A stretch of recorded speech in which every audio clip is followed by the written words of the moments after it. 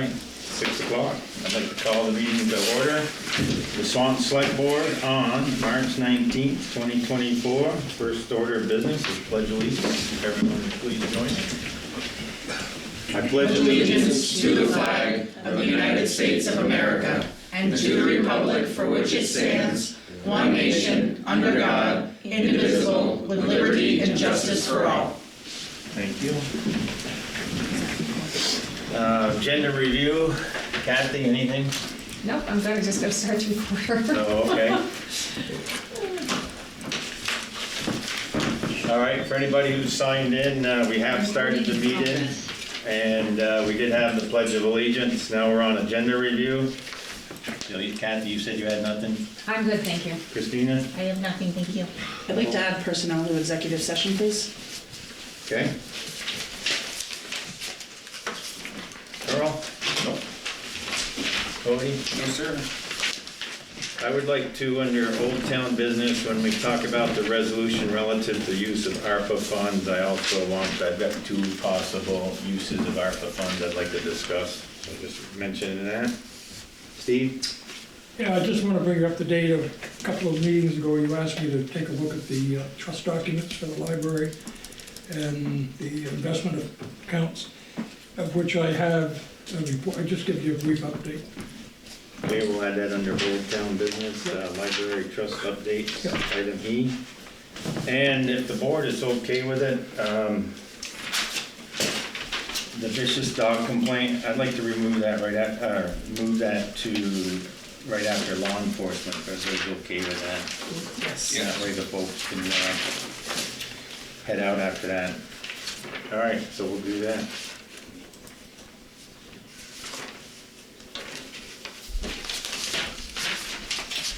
All right.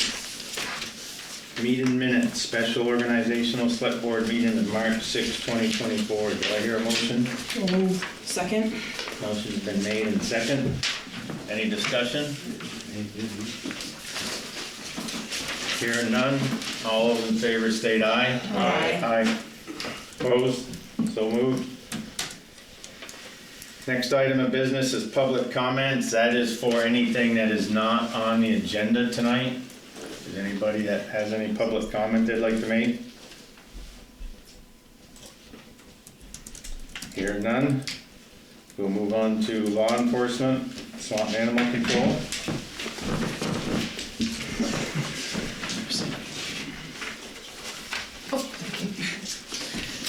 On February 1st, I went to 106 First Street for a barking dog. Didn't hear it barking. I went again on the February 2nd, still didn't hear it barking. The person did not file a complaint on it. And I called him back again since then, and I didn't get an answer. I left a message on his phone. And then on February 27th and 29th, a dog was found on John's Bridge, like a hound kind of dog. Took it to the town garage, fed it, watered it, walked it, cleaned up a lot because it pooped in his cage 3 different times. Made a vet appointment for it because it was bleeding out of its butt, but then the vet recommended changing his diet, so I made rice and chicken for it.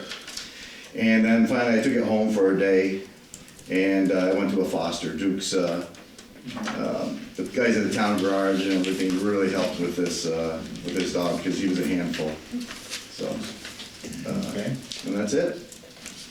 Very good. Any questions? All right, we will move on. Next, we have the police chief. Good evening, sir. Thank you for joining us.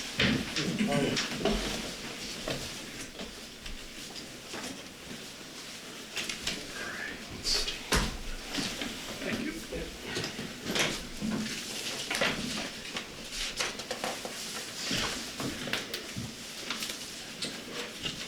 So as this is going around, the February activity, Swanton Village Police Department responded to 64 incidents. Out of those 64 incidents, the top 10 incident types were 24 traffic stops, 13 directed patrols, 3 family fights, 3 crashes, 2 citizen assists, 2 animal problems, 1 vehicle complaint, complaints, 2 welfare checks, and 2 community outreach, and 2 suspicious person complaints. Out of the 24 traffic stops, 9 tickets were issued, 20 warnings, and 2 arrests resulted in the traffic stops. Overall, for the month, there were 5 arrest charges for 5 different individuals over the course of the month.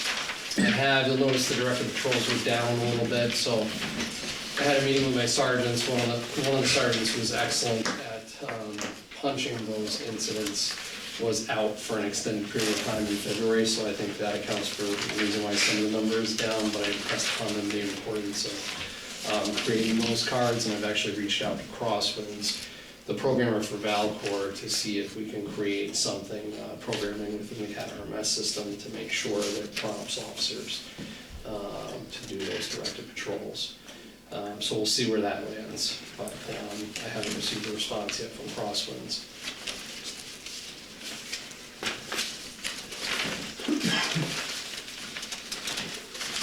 The other thing I would add is that we have had meetings regarding the solar eclipse, which is coming up here rapidly.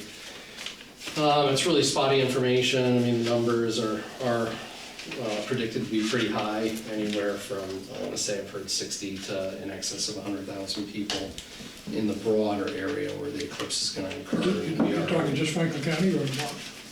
In Vermont, but if you look at really where there's a complete solar eclipse, we're kind of we're right in the main spot. St. Albans is probably dead on, and we're pretty much dead on also. So it's unclear exactly how many people are here. There are Franklin County Field Days, everybody's renting camping sites, and so it may have a substantial traffic impact, so I don't know exactly if the select board has discussed any plans for the town itself, but traffic could be pretty egregious immediately after the event and probably leading up to it.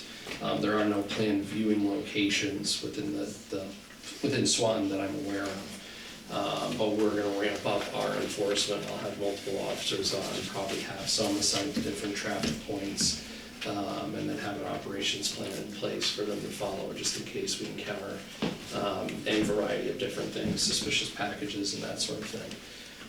But it's really an unknown quantity because we haven't experienced this before. It's not like some of the major civic events Burlington had over the years. It was the same thing year after year, and you pretty much knew what you were getting into.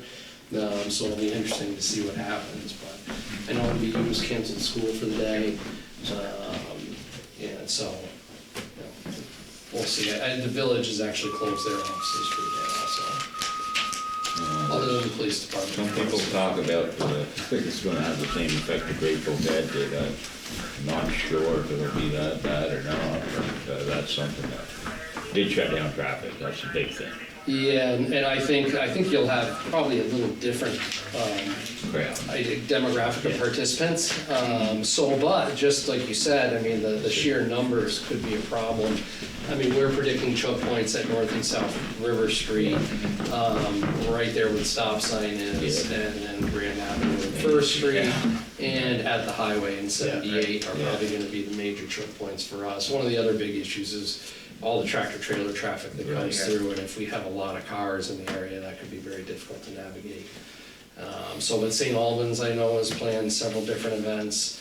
Alberg, I believe, got something going on. Alberg does, yeah, and the islands are expecting a pretty severe impact also as far as traffic, and I'm not sure what other events they have planned. I believe there are events planned in the islands also. So it should be interesting, but people should plan ahead. We're planning on probably doing a public service announcement. Just generally, people should get groceries ahead of time. Right. They should hopefully plan on not being on the roadways, and probably medications and all that sort of thing. Have them so you don't end up on the day of realizing, oh, I need to go get my medications, and that becomes a problem for you. So it'll be interesting, to say the least, but it's an unknown quantity, so we'll see where it lands. Yeah. Chief, we got the public beach down here, the village beach. Folks allowed to stay there, I mean, when all this takes place, if they wanted to stay there all night long, is that gonna be okay? I mean, if people come in with their campers and... The village beach, we were closing it during certain times, so during hunting, we left it open, due to hunters using that, the boat ramp there and getting out on the water. But we have been closing and actually locking that gate because there have been issues down there at the beach on a regular basis. So will you leave the gate open or keep it closed on the 8th? That I'm not sure, that's a good question, and I'll have to follow up with the village manager to see. It's a perfect spot for viewing. Right. It is pretty good. I guess the problem will be the neighbors there and whether or not they want, as long as people behave themselves, I don't see it as being a problem, but certainly we have had issues where it's affected that community down there next to the beach. Yep. And as far as overnight camping, it is not allowed within the village ordinance for parks Yeah, without expressed consent from the village, so. Is there any specific areas that are designated for viewing? St. Albans has several, but we No, don't not have any in Swanton. Swanton. I don't think you have any real good parking spots, to park a lot of people that have the westerly viewing. No, I think we were thinking MVU initially, but I know MVU administration was not too keen on that idea just because we're kind of in mud season, unpredictable Yeah, weather. yeah. If you get a bunch of people from, all over the place up there, who knows if they'll end up driving on the fields and Right. doing a lot of damage, it could I cause think they're locking problems. their gates. They are locking their Yeah. gates, so that facility will be secure up there, even though that would be a pretty good viewing spot. I mean, there are a few, the rec fields would probably be a good viewing spot. And the board of directors at the rec department are unsure if they're gonna welcome folks, they're gonna decide that next week, just because of, preparing for Little League and such. Yeah. So. Yeah, So- especially the parking on, Yeah. could be a big deal. But we'll try to react to whatever issues arise, and address those as we can. The good news is, it's not like a 4 or 5 hour concert with all the other shenanigans that happen and then the departure after but certainly traffic could be the big deal. Yeah, we have heard that there are universities down south, Massachusetts area, that are gonna bus students up into the area, so. Wow. I'm hoping that maybe they stay a little further south, maybe they look at the map and figure, the box stores in Williston would be really easy for a bus to access some of those large parking lots. But we'll see, it's really unknown as to where most of the people will land. Interesting. Yeah, that's great, kind of. The other thing, not police oriented, but the fire department is pre-staging around Swanton, just so that if there is traffic issues, they will have vehicles in different areas, so that's Yeah. good in here, that we can actually pass this along. It shows a different area where they're gonna pre-stage. Yeah, and in case to respond to emergencies and not have to fight traffic around Right. those zones. Yeah. Anything else for the chief? I wanna bring it to your attention again, putting my rec department hat on, we would love to have some presidents by you folks in the afternoon. There's been a group of kids there, I'd say later in the afternoon between 5 and 7, after I leave the rec department, that aren't making great choices. And we are cleaning up after them daily, Okay. and they're not great choices. I've actually made several rounds myself just to go back in the afternoon, but I'm not always available to do that. That down in the lower parking lot area? Correct. Yeah. That certainly seems like an area that people can drive down there and think they're out of sight, and also saw several spin outs there. Yes, I mean, we just have the parking lot regraded and folks are already doing donuts, and it has to be after I leave for 5 o'clock, and between 5 and 8, so that's what I can assume. Okay. All right, One more thing. Yep. I didn't get a chance to say this at the meeting the other night, but I think that the report that you gave in the annual report was probably the best I've ever seen. Where you gave a good breakdown of the types of crimes, the search warrants that you obtained. I thought that was excellent, and if anybody really wants to understand what the police does for our community, they need to read that annual report. Well written. Very, very good report. very nice. All right, chief, thank you very much. Thank you. Thank you for your time. Thank you. Have a good Thank you. evening. Okay, next item is health officer. The report is in the package. There was one item. If anybody has any questions on it, I don't really have any more information other than what was submitted.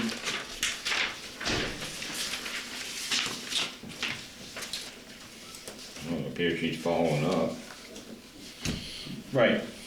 Following up, and it's basically something that really is not hers to do, so.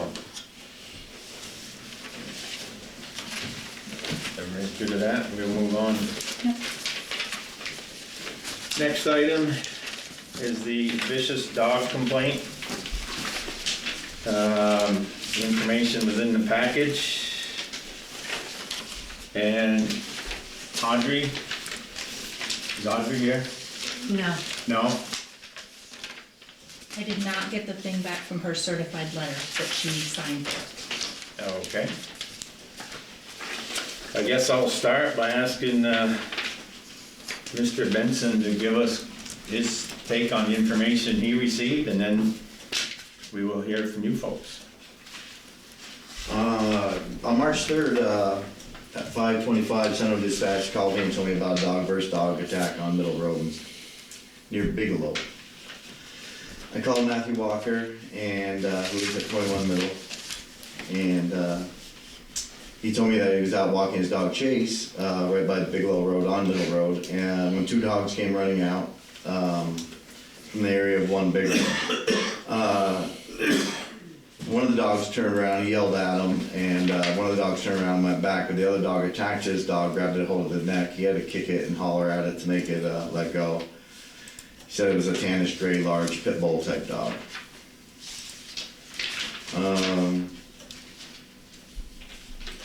I got a picture from Audrey Barnier of her dogs, and he was able to pick out that dog as being the dog that attacked his dog. I asked Audrey Barnier if she wanted to file a statement, or something, and she said she didn't, but she did give me the pictures of the dogs, and she told me that dogs weren't tied up. There was a house sitter there. She was on vacation or out of town. It was a house sitter, and the house sitter didn't put on she has a proximity collar for the dog, and it wasn't on. Dog is vaccinated, and she licensed it the other day after the incident. She also bought another perimeter collar for her other dog and said that there will not be another incident. From now on, the dogs will always wear those collars. So this incident took place on the 3rd, right? Yes. And since then, have you had any other complaints? No. Okay. Any other information? That's pretty much what you report here as well. Yep, that's it, yeah. Okay. Matt and Carissa, I know it was probably a pretty scary situation, and guess I want to hear from you folks on the incident and what you expect or not expect us to do at this point. Would you like us to stand, or? No, you don't have to. Very familiar with it. Whichever you're comfortable with. I guess it was something that we thought about a lot. It was just that, I guess the biggest part about it is, we've walked down the road 100 or so times, if not, and also sometimes we have like my daughter, and that was the day that we didn't have her, and I know sometimes that she'll just walk down the road and whatnot, and we haven't walked down the road since, so not knowing what was gonna, kind of happen. And I know Chase, our dog, we have a German Shepherd, he's 100 pounds, he's my service animal, and he's now scared to go near any other dogs when we walk. Now we go down to the path on the other side where the park and ride, we park there and then walk to the rail trail. But I guess we understand that from communications with Jim and stuff that maybe it's not a normal behavior and whatnot. We just wanted it to be addressed, that whatever that means or looks like, obviously, it shook us up. It shook her up because there was a point after I kicked the dog off that it gave us a look like as if we're going to be next, and then luckily it slowly backed off. But it was one of those times that we just happened to be out, and the one time we go out and had nothing on us to protect ourselves, and because we don't normally feel like we have to in that type of situation. But yeah, I guess it was just one of those things where definitely wasn't expecting it to happen, and we were on Middle Road, we weren't even on the grass, the edge, and we heard the barks in the distance, and it was like almost a football field's length away that they sprinted. And I mean, we really didn't have much choice of what to do because we're there. So Was run, don't run, like outrun the dog, probably not. It feels like just a matter of like safety. I mean, I've never really been concerned walking on that road before. Like the most that I have to worry about usually is cars, which already feels like enough. And then to just kind of not know whether or not I feel comfortable walking on the road. Like I like to walk with Chase alone while he's at work sometimes. And I don't feel comfortable doing that right now. Like Chase totally backed down and didn't even fight back. And this dog is just as big as him, like 100 pounds. I mean, to potentially feel like this dog might come at me is not a great feeling when I'm, it's almost as big as me. So I just don't think if it were to happen again that like I could get the dog off from Chase myself. Have you heard back from the owner of the dog? we just heard what they had communicated with you, right? Right. And other than that, it was just setting this up. So it was just that communication that you said you received of it would never happen again, and make sure that the collars are on. But we personally didn't want anything to do with them, like have to communicate with them, just because I didn't feel like that was appropriate. I mean, that's why we didn't just go walking over to the house afterwards to address it ourselves, just not knowing. We don't want conflict from No. it. Like we enjoy our friendly neighborhood. Like it Yeah. just stay that way.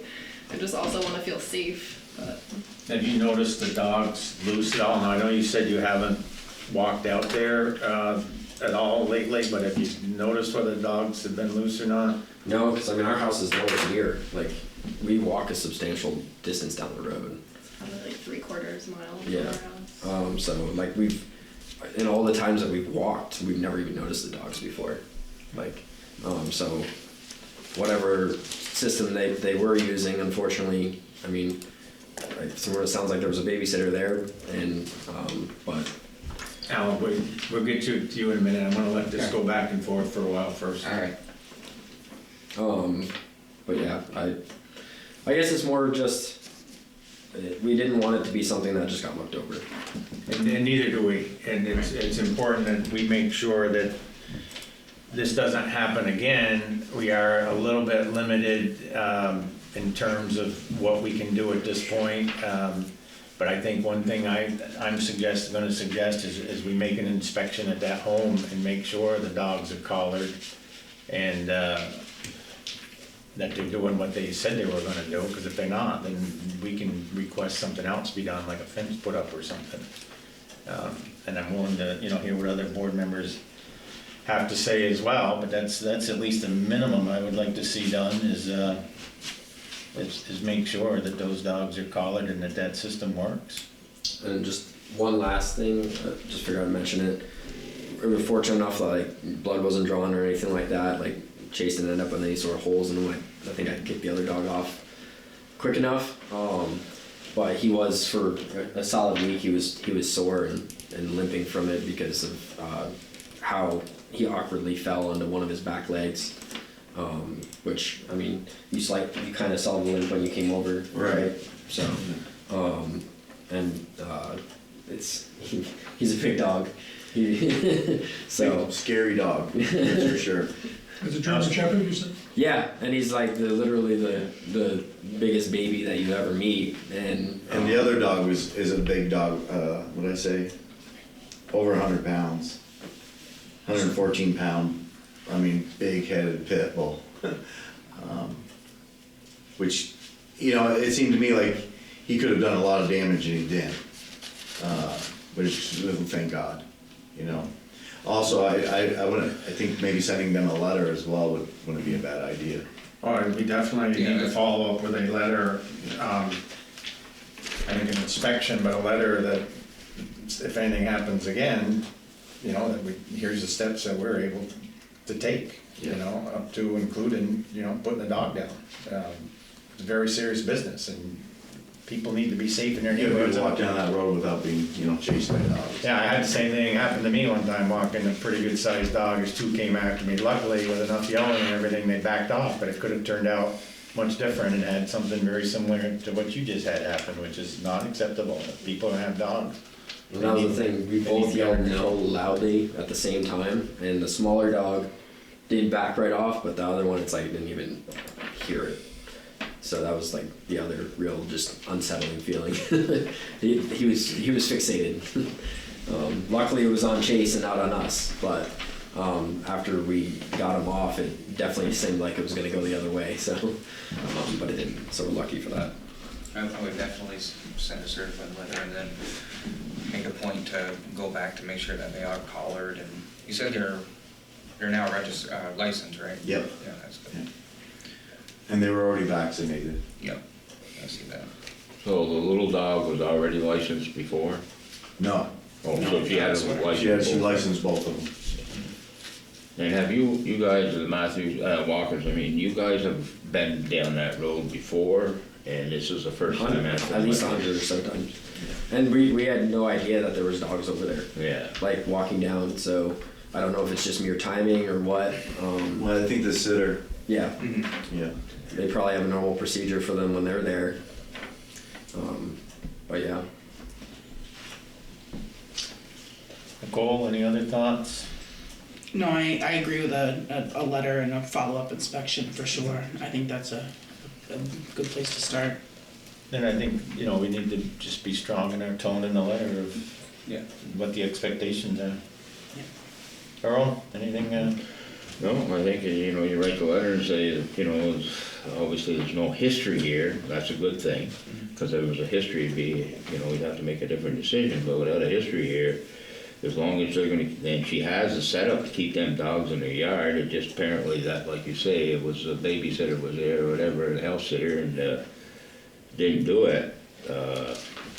If that happens again, then we'll have to take Different course of a action. different action. And I think if it's vicious complaints, we have the right to put that dog down, don't we? Yeah.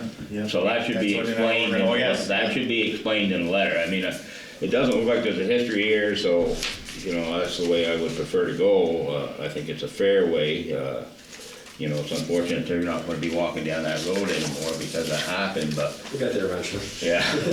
It's just, doing whatever to possibly avoid the potential, It just doesn't look like they're totally neglected, No. but sometimes No. you see that with dogs. Yeah, Oh, yeah. definitely not. Yeah, the only thing that concerns me with the collar situation is the battery and making sure, and I don't know enough about that. Dogs have figured out how to make the battery go dead. They'll stand where it beeps, and when the beeping stops, then they cross the line. And dogs have been smart enough to figure that out. Those systems aren't 100%. Yeah. And I mean, in some ways, a fence isn't either, but it's better. And Right. that's something also we'll reiterate in the letter is regarding the method of restraint for the dog.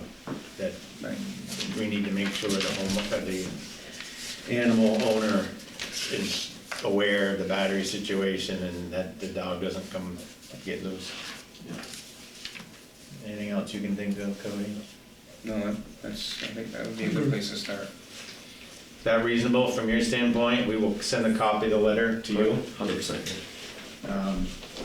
And would ask that you contact the dog owner I will. and make sure they're complying with what they said they would. And if you let us know that, we will send a certified letter and see what we can do to not have this happen again. Appreciate that. Okay? Al, you had your hand up earlier? Yeah, I was just wondering what part of Middle Road was that? Cause I live on a Middle Road. Corner of Bigelow. When you're headed down Middle Road, Bigelow Drive? yeah, Bigelow Drive, and there's the farm right across from it. Yeah. It's that area of Middle Road right there.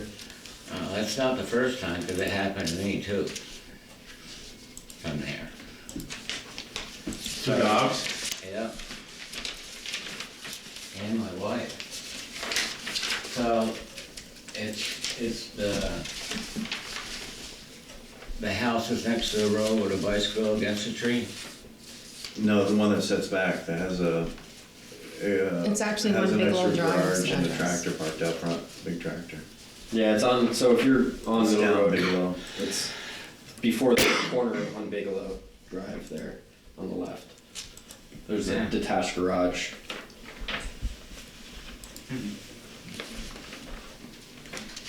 If you or your wife are chased or attacked by a dog, let us know Yeah, as soon as it happens, so we can get Mr. Benson out there. Well, thanks for the heads up. Okay? I'll bring a gun with me. That I'm not gonna touch that one. That'll take care of the problem. Okay, expenditures.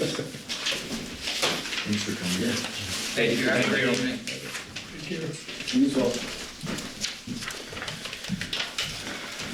First one is general orders. I hear a motion. I'll make a motion that we approve the general orders for the period of 2/21/24 through 3/19/24 in the amount of $134,847.79. I'll second. Motion's been made and seconded to approve the general orders. Any discussion?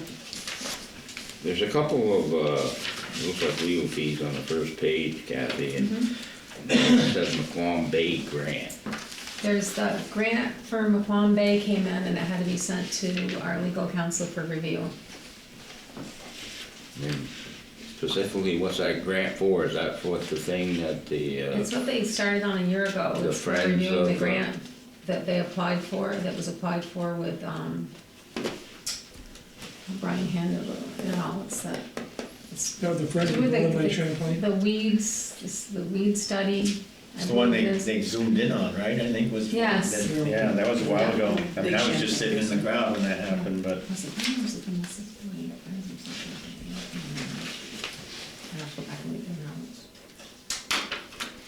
notes. so the town actually applied for that grant? I believe, I don't know, because it was done through whoever zoomed in. I don't know if it was the Friends from Missisquoi Bay or if it was the Lake Champlain Basin, or if it was, it was back, way back. I think I it thought it was- was the Friends of. Okay, and that has to do with that stormwater issue, or they were gonna do some way of. Stormwater Yeah. redesign. Okay, all right, now I don't understand what it is, okay. Yeah, it's the Friends of Northern Lake Champlain, isn't it? Is that the one that Ken Anderson's involved with? I believe it is. Yeah, okay. Yeah.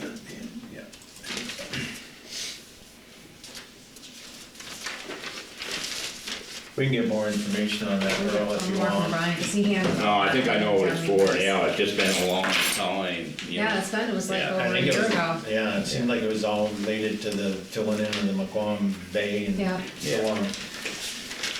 Okay, any other comments on the general orders? Hearing none, all those in favor state aye. Aye.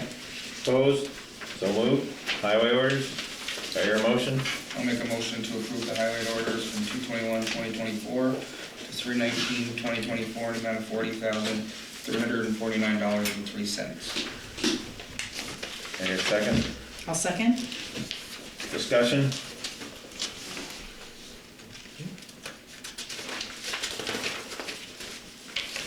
Aye. Hearing no discussion, all those in favor state aye. Aye. Opposed? So moved. Next is the library orders. Get the ARPA first. I'll make a motion to accept the library orders 2/21/24 to 3/19/2024 in the amount of $5,095.03. I hear a second. Second. Motion been made, seconded, any discussion? The complete septic service for the library basement, does that have to do with the drain? Yes, it had to do with the new toilet dumped into that dry, Yep. and then they had to go in with the camera to Yep. see what was going on because it wasn't flowing properly. So they had to have them come in with a camera and go down and review what was going on in there.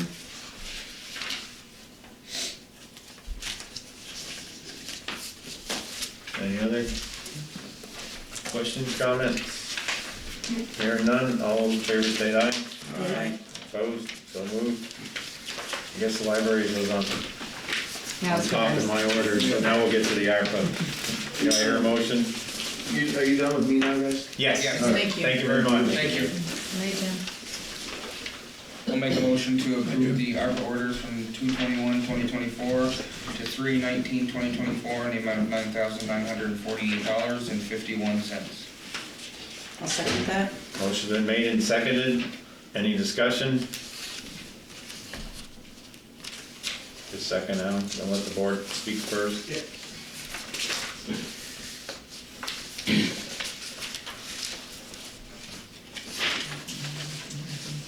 All that's coming out for the rail trail, that's part of that 90,000 we have allocated, right? Yes.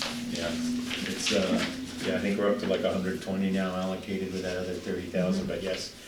This was a requirement, again, because this is federal money, we had to have a lawyer write a letter that the leased land is the leased land that we say it is, and then it's all good to go. So that's what we had to have done. Any other discussion? Hearing none, all those in favor state aye. Aye. Opposed?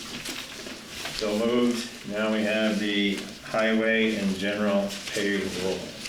Do I hear a motion?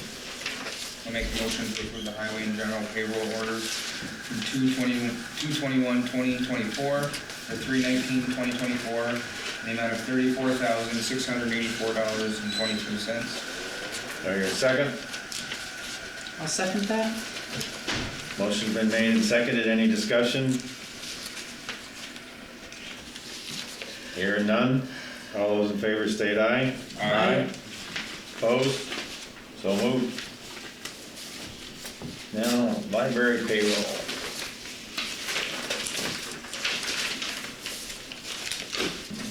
Do I hear a motion? I'll make a motion to accept the library payroll orders dated 2/21/24 to 3/19/2024 in the amount of $9,046.32. I'll second. Motion's been made and seconded. Any discussion? Hearing none. All those in favor state aye. Aye. Opposed? So moved. Okay, on to highway. First is Mr. Garrett to update us on the TAC activities. Appreciate you very much coming in. I know when we had the reorg meeting, was asked to come in quarterly, and I know you got a letter sent, and appreciate that, Harold. No problem. Happy to.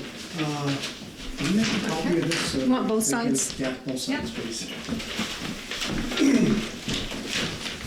Thank you all again for appointing me. I've been on that TAC board for as long as I can remember, I guess. What does tax stand for here? Transportation Advisory Committee. Okay, thanks. And I'm the chairman of it, been the chairman for as long as I can remember. But every year they keep telling me that they reappoint me as chairman because I know the roads in this area. We're quite active, and what Kathy is printing out is what we prioritized for roads in the area, and bridges and culverts. And on there, we'll show you when they're going to be done. I'm quite vocal about our community, and I expressed that. Brian isn't here, but I'm sure he'd tell you if he was. Every 2 years, we have the legislative people from our area come in, and we really hammer on about things. One of the roads that I'm really hammering the state, because we have a state representative there every meeting, Matthew Arcane or something like that. Anyways, and 207 Woods Hill intersection is a major highest accident area in the state of Vermont. And we cannot get the state to do anything. Every meeting I continue to hammer that out, and my committee members back me 100%. they said that we need to do something about that. The other area is the intersection over here, coming off the interstate. When you get on to southbound, or northbound to get off on 21. We have finally got their attention enough that they're actually gonna do something. They don't have enough room to stack the cars up, right? No. That's dangerous as can be there. The other item that I am really, really vocal about is the interstate bridges that go over the Missisquoi River after you get on here in Swanton. And I've asked my legislators and I've asked people from the state, that bridge was probably built in 1963, 64, in that area time frame, and it has never been touched. Being an ex-state employee that has been underneath that bridge, if you go one underneath it, you probably drive over it. And which one was that again? The interstate bridges. Both of them. Them two bridges have never been refabricated. They did the deck on the northbound side, put a new surface on it. But that southbound side is really, really a mess. How often do they get inspected? They get inspected every year. But for some reason or other, and there again, I've probably said more than I should at some of these meetings with the legislators, and I've asked them, how is the money that the state is putting out for highway, is it equally put out? How are we compared to Chittenden County? Why does Chittenden County get everything and we get what's left? They can't answer That's us. nothing. Yeah. That's nothing new, but I don't wanna answer. You know, and until you guys tell me you don't want me to represent you anymore, I won't back off of that. Why do we not get a fair share as everybody else? I mean, every bridge in Chittenden County has been redone. We can't get ours done. One went over Woods Hill. The rebar is coming up through there. One of the last things that I was really, really vocal about when, working on the highway here and working for the state is there's no law about speed enforcement when you're out there working on that road. You cannot put a speed reduce sign out there because we're not allowed to. Even the state, we're not allowed to. If it's a contracted deal, they can put reduced speeds, but we can't. When you're working on the bridges going over the interstate, over the river, on the interstate, and there's no place for you to go, and you're trying to fix the holes that are in it, and tractor trailers are going by you at 65 miles an hour. And I offered to I said, come up, we'll bring you onto the interstate, we'll show you and see how safe you are. I said, our highway guys, there's nothing that protects them out there. Nothing protects them out there. And I said, somewhere along the way that something's gonna be done. Thankfully, I was told at our last TAC meeting, there's a bill going through this house right now that will protect them. But it took at least 5 years of hammering on them guys to get it done. And my committee that sits on this Transportation Advisory Committee, every one of them has the same issues that we have here, and they bring up the same thing. 105, nobody can answer what we're gonna do about 105. It is known as the Indian 105, because how many deaths have we had on that road, and there's nothing that the state doesn't know. Well, what can we do? Well, somebody's got to figure out something, because eventually it's going to be either my grandchild or your grandchild or one of your children or one of your relatives that's going to end up dead on that road. Somebody's got to do something. And if we at Transportation Advisory Committee don't keep hammering on them, they're not going to do anything, but we do keep hammering on them. It's a great committee and everything, and I try to represent the town in every way that I can, because of the fact that it's my tax dollars here, and my family lives here, and your guys' families all here, and we know each other, and we don't need somebody being killed on it. First of all, Harold, keep up the good work, don't back off, but what can we do as a board to support your efforts? The select board would be a really great, on the Woods Hill thing, if the select board would generate a letter. Not to just AOT, because you send it to District 8 and it gets put into a file or whatever. But send it right directly to Secretary Finn. And let's say, hey, look, this needs to be done. You get their attention when you go over their head a little bit. And sometimes you have to go over their head a little bit. And so a letter would be really great for the town. We need your input on that letter, because you've got the specifics that would be very useful. Yeah, I'd be more than happy to, help generate a letter, yes. What, in your mind, is the possible solution up there? The solution would be, and we keep talking about it, is putting caution lights up there or whatever.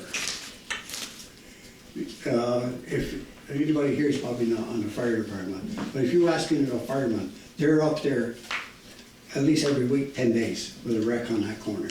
Every week or 10 days, there's a wreck up there. And, but they say, yeah, they really don't care. If it was in Chittenden County, it'd be done. But up here, it's not being done. Yeah, you mentioned it's not in Swanton, but on 105, as part of the LVRT and the Missisquoi Valley Rail Trail, a big concern is in Sheldon.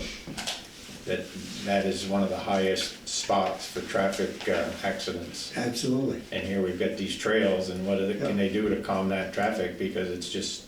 If you drive on it, and they tell us that our legislators, we had one legislator, and I don't remember who he was, he might have been the one from Fairfield, said, well, you get somebody driving along at 45, 50 miles an hour, and the guy's 10 cars back going, I ain't gonna follow somebody at 45, 50 miles an hour, so he goes by everybody, and that causes an accident.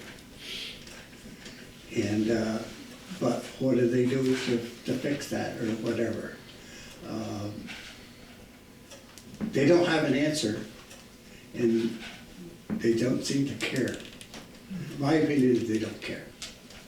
It's, it's not down Chittenden County, where if it was down in Burlington or South Burlington or in that area, it'd be taken care of. How many times did you drive the interstate, do you see them sitting on the pull-offs down there, speed enforcement? All the time. I mean, I drive that road down there, well, matter of fact, my trip tomorrow will be down through there. So I drive down through there at least once a week, headed south. And you'll see a cop about every 3 miles sitting in there. You never see one on 105. And I drive 105 2 days a week, at least 3 times on Thursday, and at least once on Monday, up through there. And you never see a policeman on that. And I just don't know what it is. But they do bring up a lot of interesting things at the TAC meeting. One of the things is Sharon Boscat is a TAC member now.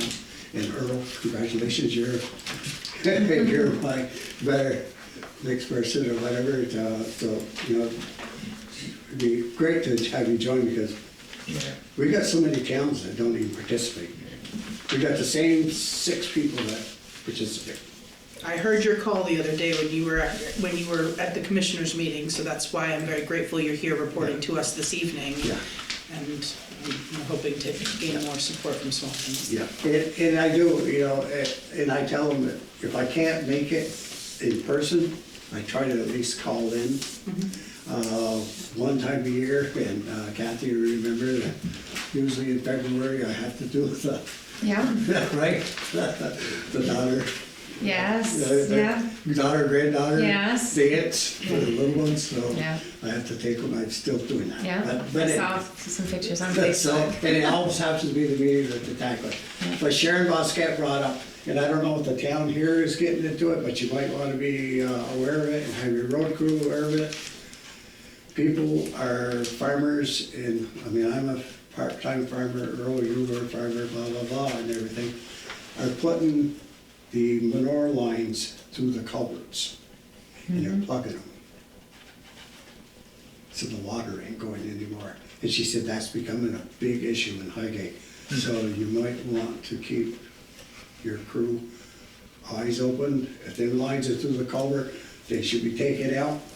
They're putting them in and leaving them, Yeah, if we, and it's not acceptable. we'll certainly let the crew tell them to be aware of that, and we will get them removed, or we'll remove them, one or the other, because it's just not Right, acceptable. right. There's other things they can do. Yeah, but Sharon brought that up. She said, wanted to know if we had the issue here in Swanton, and I said I hadn't heard that we had it. Yeah. But she said you might Haven't heard anything. want to know that this is happening in other towns, and it's, you know, they live there in the winter, they freeze up, Yeah. then you can't get any water to them. And how you gonna thaw them with that pipe in there? I got a question on, Sure. 207 Bushy Road. Supposedly it's supposed to be a scoping study done. Has that ever come before the TAC? No. No, they put all that through and they did not come before the tax. So you don't know the statuses of that right now? Because I don't even see it on this list here. No, it's, it was brought up at our last DRB meeting about it. Yeah. And, but, no, it hasn't been brought before the TAC. We don't see a lot of them.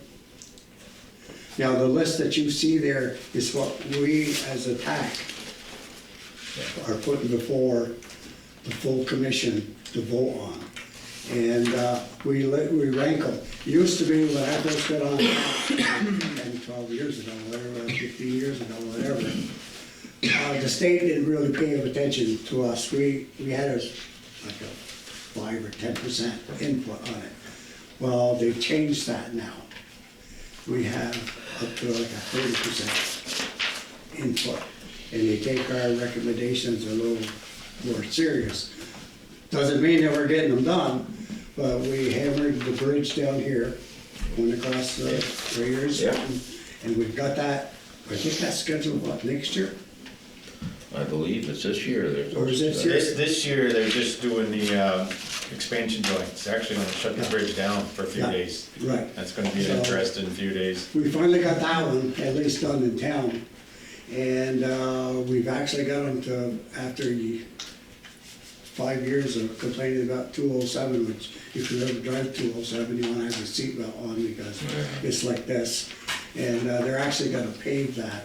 But we're still hollering about the fact of the Woods Hill issue, because once they get paved, in front of my house where I live, it's the first place you could pass when you come out of Highgate.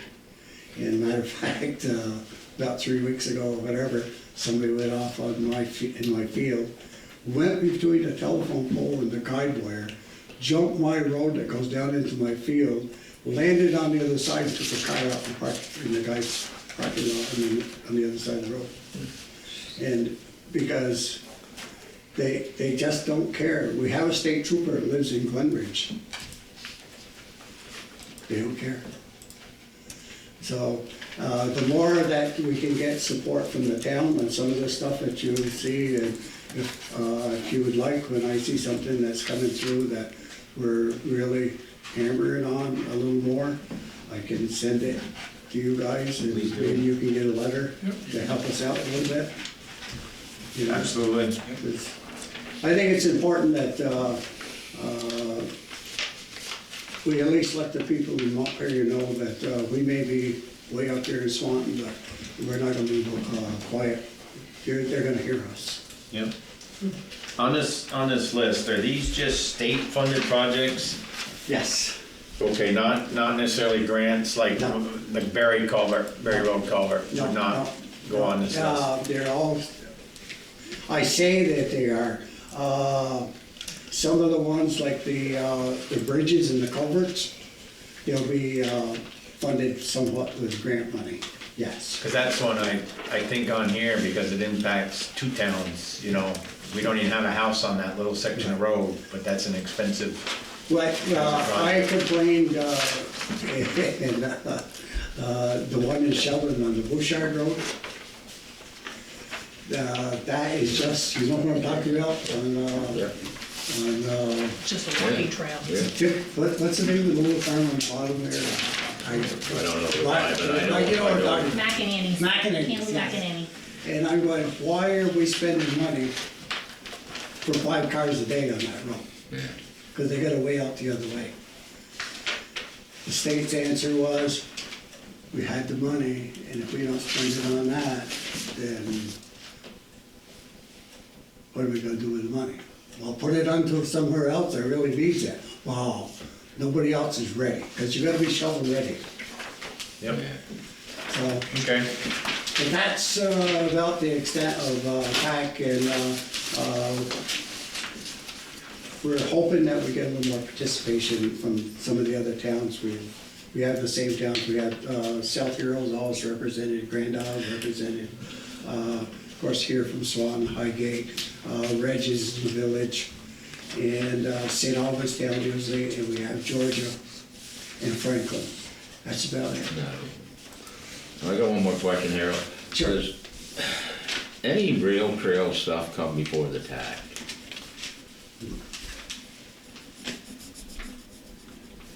We don't have a rail trail person anymore.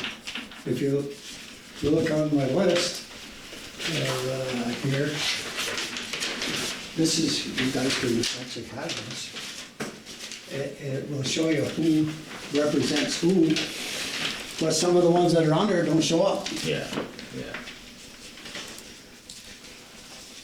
you know? So if somebody would come, because Kyle, I believe Kathy, you've had to work with Kyle a little bit. Yes, Kyle, yeah.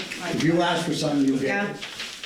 You get it. It's not like asking for it, and nothing to belittle anybody before that was there or whatever, because Bethany really did a good job too. But Kyle is in the office all the time. If you call him today and say, hey, I want to know this, you have an answer usually before the day's gone. That's the the transportation Yes, planner? yes. He's a great guy. He's from Georgia. He was a selectman down there, I think, for a year or so. And then he took this job. So, but if there's something on the rail that you want to know about or whatever. Well, it's not so much want to know about, it's, you know, of course, we're gonna have the little more Valley Rail Trail here. Trailhead, one at this end is gonna be in, one end is gonna be in Swanton, but, you know, one of our biggest attractions here in Swanton, especially for people that are using rail trails, is the refuge. We can't get there. So I didn't know if it would be if it was a, you know, if we could get enough, generate enough excitement and get people to maybe extend that rail trail through McQuon on the old rail bed. At least we could attract more people here to Swanton, because it's gonna, you know, the big thing about that rail trail is if a community's really gonna benefit, we gotta market ourselves. Right. And that would be a great thing to have in our back pocket. Right. And absolutely, I'll bring it up at our next meeting. We meet the second Thursday of every, Yeah. and it'd be great if you guys would just zoom in, and we're always, you know, regardless of what we're talking about, we take questions from anybody that zooms in on it. And, you know, that wants a question or whatever. The other thing is, they keep pushing back because they put a new lift on 78 up to, Yeah.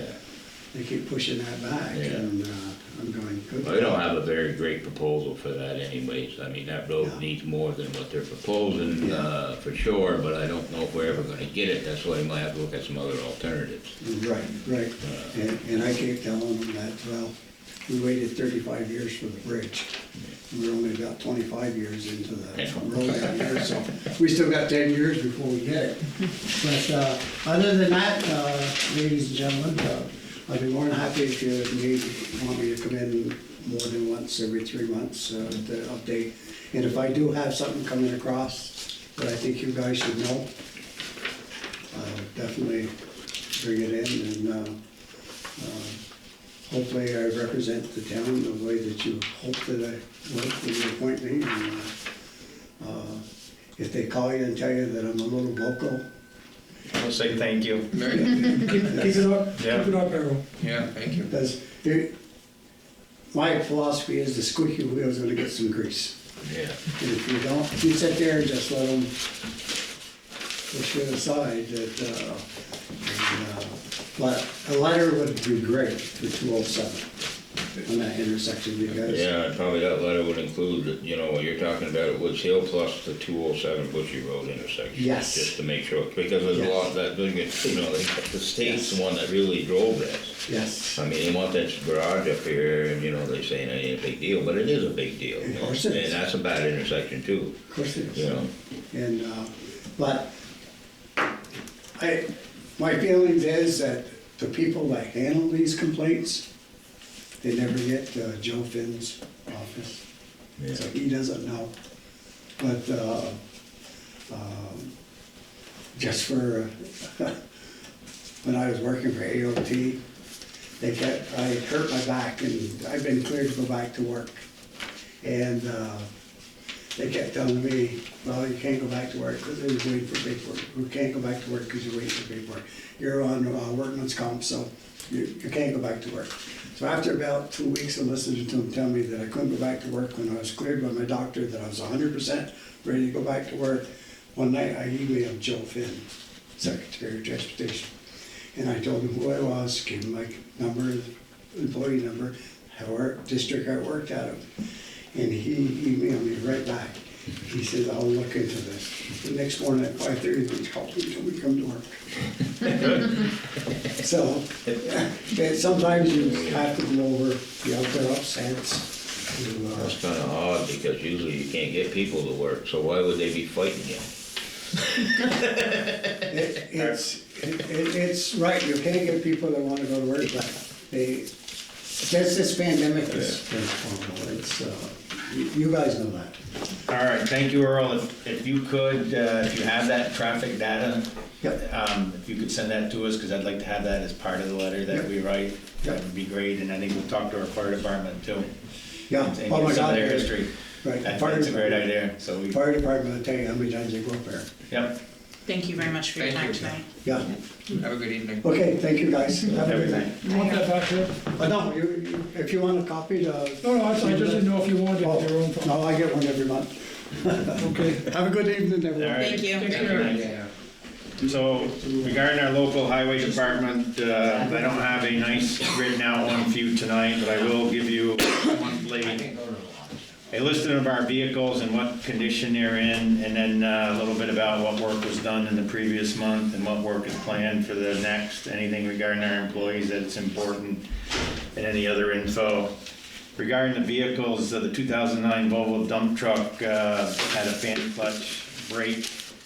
They have that apart now, and they've got a bearing coming for it. The bearing will be here Saturday, and they will install it next week. Nice job, them doing their own work, saving us hundreds of dollars just in labor.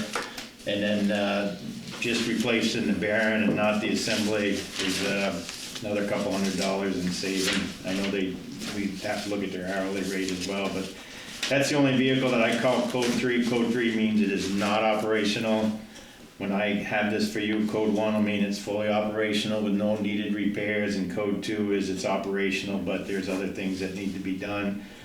An idea, or sample of that is our 2018 John Deere loader and backhoe, operational, but this year we've got to buy tires for it. So it's not something that's immediate, but it's something that needs to be done in the future. Another thing, if you get a chance to stop by up there, things they do, like this 2004, that yellow pickup they drive around, they're doing the body work on it. And they just do a nice job of maintaining their equipment. Over the years, watching them with the excavator and stuff, what they've done and what they did to the loader, it's pretty good stuff. They did some plowing, even though down on McQuam Shore, we just saw a little in the sky this morning and nothing on the ground. Came into the village, there was white on the ground for a minute, but up on French Hill, they had to go up there a couple times today to take care of the roads. As I mentioned, they're doing vehicle repair. They've done the library scoping, they're just waiting probably till next week to actually put the pipe in the ground and tie it all in. It's all worked out between the village and the town. So after next week, we should have the whole separation between the sump pump that's in the elevator and the new system all piped into the storm drain, so that'll be behind us. By the end of next week, they should have the Robin Hood trees all cut down. There's like a half dozen left, and then they will stump that. So they did some of the cutting already, and then they'll go back next week. They have been doing street cleaning and cold patching. As I mentioned, they're gonna do the library. The whole thing about separating the sewer down on Broadway is not a simple task. I've been down there a couple times now, and we gotta work with the landowner. We're gonna have to get an easement, and it's gonna take a while before we can actually undo that system from the sanitary sewer. Brooklyn, sorry. I don't know, I got Broadway there, Brooklyn. One thing, I know Steve has probably noticed, but down on McQuam Shore, so I'm sure elsewhere in the town, is ash trees. They are dropping on McQuam Shore. They caused an outage the other day, and when you drive down there, you just see so many of them. The bark has changed color already. I've asked Kevin, and we're gonna ride around looking at roads regarding the paving project for this year. But we need our road crew to start looking at these trees and start removing the ones that are in our right of way. And there's several that are outside of our right of way, they're gonna fall into the road. When they finally die and go over, they're gonna end up in our road. Thousands of them. It's unbelievable down there how, this year, this spring, every time I drive it, there's more of them, and so we're gonna get a little more proactive on that. Is that something we alert the tree warden to if it's not in the right of way, to ask him or them to address? That's a great question. I mean, they can talk to the landowner, and the landowner can say, yeah, that's thank you, or do something about it, but the ones that have got houses near, they're gonna do something probably, but you're talking just like Lake Street. Yeah. Just going down there, there's a lot of them, and I'm actually gonna talk, and I'm sure the village electric's aware of it, talk to them as well, because we're gonna experience more outages. Oh, yeah. I have no doubt. Your power was out? A couple weeks ago there, Oh, for was? 5 hours. Yeah, just a little bit south of you, those two trees they're laying down. Oh, those two, yeah. Yeah, that knocked us out for about 5 hours. Thursday, I'm gonna ride with Kevin to get the paving projects lined up. We'll present you the list, and you can say whether or not you're good with it, and we'll get that ready to go out for bid. Friday at 12:30, we're gonna walk through the buildings up there as part of that report we're gonna build. So you mentioned letting you know, so if anybody wants to attend, if there's too many of you, we need to warn it, but Friday at 12:30. Overall, buildings are pretty good shape up there, but that's the first one we'll start with and get that report going. And as Harold mentioned, and Kevin was pretty adamant about it, talking, is the speeding around workers is just incredible. And they're working in the road, even though they've got lights and flags and everything else, and some people just completely ignore them. So we're gonna work, and we're gonna ask Cody to work with our police department as well. That's all I have, unless anybody's got any questions. Ed, Can I have 5 minutes? regarding highway, Water, water, yeah. The, that thing we got up on Sheldon Road there. The, Shoalin Road? what's the name of that section? Our Southern Growth District. Okay, Okay, I saw 5 minutes, because I heard that there was gonna be a water meeting here. The state was coming up tonight. Well, I guess I didn't listen to it well to the young lady who gave me the address. Anyway, it's my mistake, I missed it.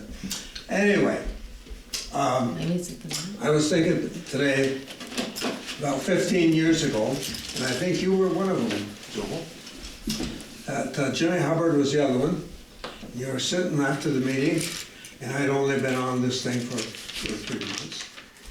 And somebody said, you got time on your hands now, you're retired. I said, yeah, I got the time. He said, can you write something for us? I said, I'll try. They said, we need a description of the Southern Growth District. There's no such thing. So I said, okay, let's try it. I guess it worked out all right, because it's basically the same thing that's still there today. And it sort of went along, and that was it. I guess a few people read it. And about 15 years ago, 10 years ago, one in there somewhere, the people who were the district officers, or whatever they're called, we were going through our 8-year review at that time. And they said, can you guys come to one of our meetings? So I forgot who we all headed up to meet him in Sheldon or somewhere and what have you. So they wanted to know where we were with the Southern Growth District. We said, same place we were 10 years ago. We really hadn't done anything. And discussion left, what are we gonna do with that up there? I said, and we all said, we don't know. We know it's a great spot. It's near the city. And Well, anyway. I really have got to stop Okay. this because it's not an agenda item. Okay. So that's what we got. If you I'll want, get on we'll the put it agenda and through. come back next month. Yeah, I'll gladly set Okay. that up and All right. do that. Because I only got about 3 minutes left. That's No, Okay. okay, do Yeah. you want us to make that part of the agenda? If you can, and then if I can't make it, I'll let you know. What's the discussion? Water in the Southern Growth That's all I District? wanted, the Southern Growth District. Couple lines about water, what we might be able to do up there, I don't know. Okay, Yeah, And I'm knowing what's already talking water to you, so I'm thinking this maybe. We can- okay, Okay, thank you. you're welcome. All right, we did the vicious dog complaint, Old Town business. Let's see, Ed. Resolution relative to the use of ARPA funds.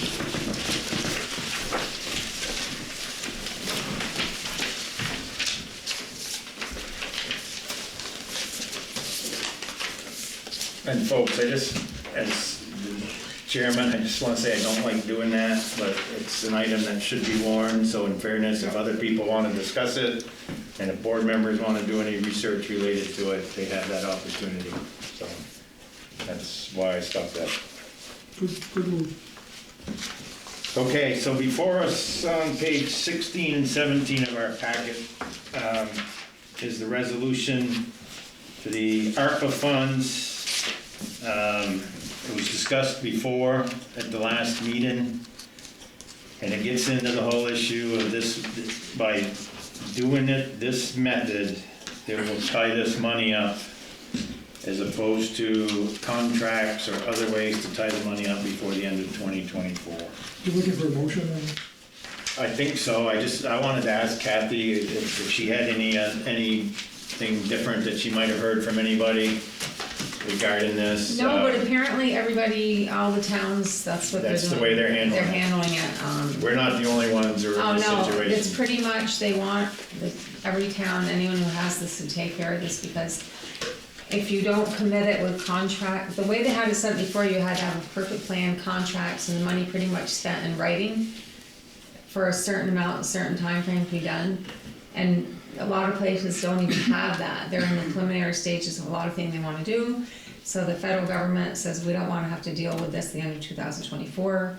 We're allowing this to happen, this amendment of taking the funds and putting them into a working capital and using them that way. So through Brian's channels and through your channels, And we've talked you want to us our- to pass this? Right, we've ran it through our account, through our, we have a letter from our auditors saying that the way, it is okay to do it that way based on what they've read in the federal government, what's been going on, and it's pretty much a common with every town, or village, or city who has funds that they don't have contracts for yet, that's what everyone is doing. And it's fine, he said, but based on, I always forget her name, Katie Buckley, worked with them coming up with this scenario with the federal government, and she's the expert on it, and she's helped pretty much all the towns would understand the resolution, what we can do with it, and assuring us that it is okay to do this. That supporting information you gave us was very useful, I'd make a motion we accept this All right, Steve. presented. Do I hear a second? A second. Motion's been made and second. Any other discussion regarding the resolution 24-001? Hearing none. All those in favor state aye. Aye. Aye. Opposed? So moved.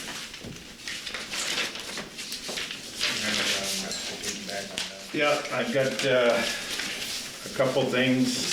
Try to make it quick.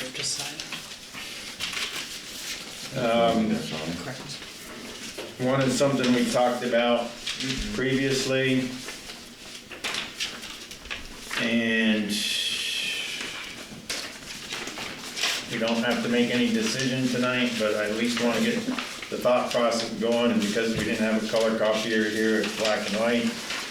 As you come in from St. Albans on Grand Avenue, this sign is what you see, welcoming people to Swanton. I think we can do better. I know we've talked about it before.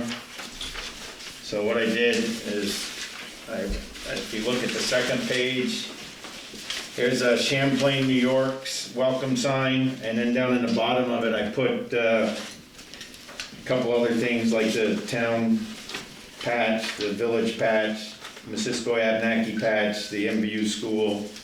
Could be other things, it could be on both sides, you could have 4 on each side, it's a possibility. And then I asked Signs, Premier Sign, and I've got another company as well, but I haven't heard back from them. Premier Sign gave us a proposal.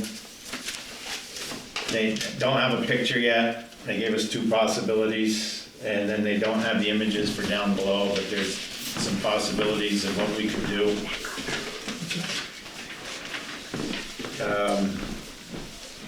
2 signs would be around $5,000, 4 signs would be about $8,500. We currently have 4 signs.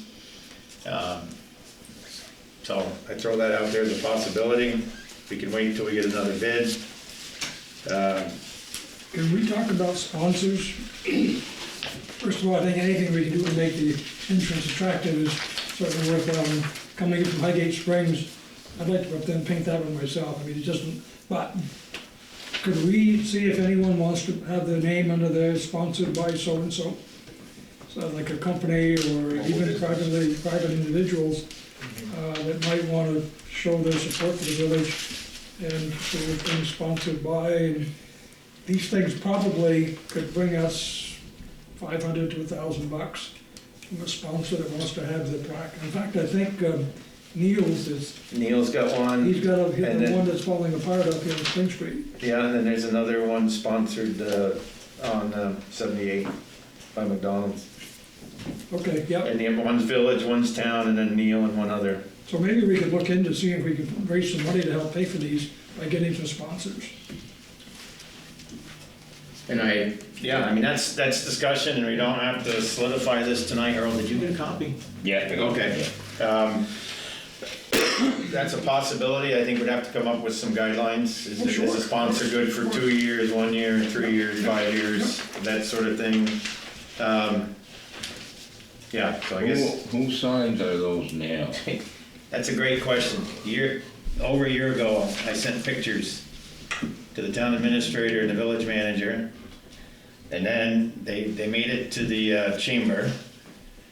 Speaking with the chamber says, well, they think they paid to have these repainted about 10, 12 years ago, not really sure when, and no one has owned up to them. Other than their sponsors. And one of them, I think it was our town one on 78 out in West Swanton, the sponsor sign was hanging for the longest time.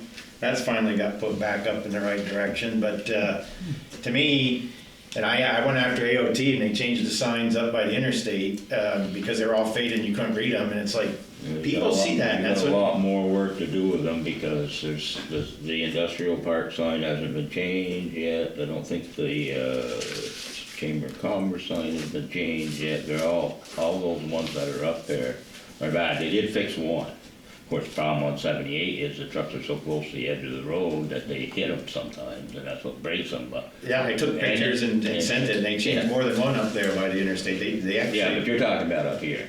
Yeah. I'm talking about. Oh no, I agree. I'm talking about them signs that you request that because you can't use billboards. Oh, and yeah. they're supposed to be responsible for maintaining them. And Brian has got one fixed, but the other ones haven't been done, it's been going on for over a year. Yeah, it's something that you gotta keep browbeating them, or like Harold says, they just don't do it, but, anyway, I bring this up as a possibility. And I don't know what we do or don't wanna do, like you mentioned sponsorship. So I guess from the other board members, thoughts? I think it's a great idea, and perhaps there's more signs than just these, Mr. Chair, that we should, I think Earl brought up a couple of times, some other signs that need to be looked at, so maybe we need a full inventory of what needs to be fixed, and then attack it rather than piecemeal. Well, this is specific to the Welcome to Swanton. You're talking state signs, right?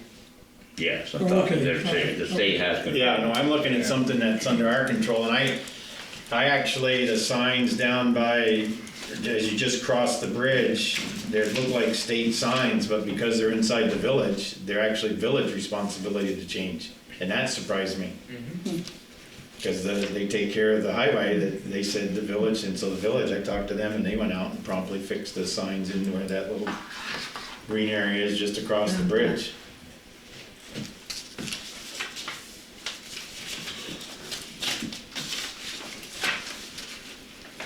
Anything, any other thoughts? Not just table it for now? Or maybe we could have Brian look into the, if there are any regulations regarding sponsorship that the state would overlay on us if we try to do something like that here. Yeah, my fear is if we get the state involved, we probably won't be able to put the sign up, especially in one or two spots. My thought is we're replacing an existing sign, and if we move ahead, I mean, if you want Brian to look at sponsorship, I can ask him to do that. Yeah, I think the sponsorship is what I'm working towards. Okay? Then we'll do more of it next meeting. Next item regarding ARPA funds, and I'll try to be quick, is the rec facility on Jewett Street. Kevin and I looked at it regarding drainage. It's certainly something we can do to help to prevent water getting in the building like it did this year by installing, I'm gonna use the word French drain, and doing a little resloping of the parking lot. We can fix that problem. I don't think it'd be more than 2,000 materials, a couple days with our highway. I looked into the price of vinyl siding. I think that would do wonders for that building and a couple windows. I have somebody that I think will volunteer to help put windows in, and I would help them. So there's a possibility of some materials to get that sided. To make that place more usable, what is the garage, because it's used a lot more for like classroom work and stuff, is sheetrock in the inside. About $2,500 in materials, and some of the labor at the rec could help put that up. At some point, we could floor it, not the area where they're gonna park the tractor. We'd build a wall and put a door there, but put down some flooring. And we could spend somewhere close to $20,000 and make that a much more respectable building as it is right now. Whether we do something else with it, which... You're talking the maintenance building out in the pit? No, this is the main building, putting vinyl siding on it. Oh, yeah, Ended I up realize putting that. some windows, yes. Yeah. And they actually want to separate in that garage and store the tractor, which makes sense because they don't go down over the hill and keep that accessible in the winter, and it's got a snowblower and everything, but you could put a wall in there fairly quick, sheetrock it, put a door, make that all. You're talking at the blue facility now? Yes. Yeah. Yeah. And I don't know if we want to set aside some funds and make that happen or not out of that ARPA. We got a fairly good balance that I think this amount is pretty small, but that's a recommendation. We don't have to take action tonight, but I want to get that thought process going because Could you get some firmer numbers? You're mentioning 15 to 20 or whatever. I can, and like I did for the siding, for the sheetrock, I went and got estimates already. Okay. Windows, I know you do. Depending on I when didn't see this report. I apologize that I didn't slide one that way. Flooring, I'm just saying $7 a square foot, you ought to be able to get something decent for the flooring, for what you're gonna use with kids. Anyway. And then this is padded a little bit, because depending on when this happens, materials might change, but this is like for the sheetrock and stuff. And I don't know, because I actually, the school might bring some of their kids to put siding up if we get it in the next 3-4 weeks. You know, they have a limited time because they're also gonna help with the building at the school, but I'm also told they have a certain number of volunteer hours that they might be able to come in on a Saturday. I think there's some other handymen around that I can get to help make this happen, plus training the staff at the rec to put siding on. It's not real difficult, but it'd make a great project to help improve so. Again, it can be just something we take home and think about, but I want to get that ball started because that facility needs some work for all the hundreds of kids that. Do you want to put this on the agenda for the next meeting or for approval, or I don't know what the process is for introducing something like this? Well, it could be a motion just saying we'll set aside X number of dollars and we get receipts for it and so on, or it could be a discussion next meeting. How does this fit in with the long-range plans for the, Anything we did regarding what I'm showing here, there would only be one wall where we might take the siding off. So everything else that's done would benefit that building and be part of the long-term solution of anything we've talked about previously. As far as the rec commission goes, we intend to continue to use that space to its max capacity, no matter what the community decides for a community center. And we are using every nook and cranny of that building, and it is being well used. If we did any other modifications to the building, would assume they'd want the same siding. So if it's purchased, within the next few years, you probably can get the same stuff, the same color, take off that one side, reuse what you can, and very minimal. Steve, did you go to that library trustee meeting? I'm gonna report on it a little later. I didn't go to the meeting, I had another conflict, but I have all the information here. So, well, my question would be then, is there money available for improving that building? No. I don't think there's gonna be. Those, I'm gonna tell you my recommendation when I give a report, but I don't think we benefit. I would like to bring up something that I did talk to Nicole about one time quite a while ago. Your building over there is bursting at the seams, there's no question.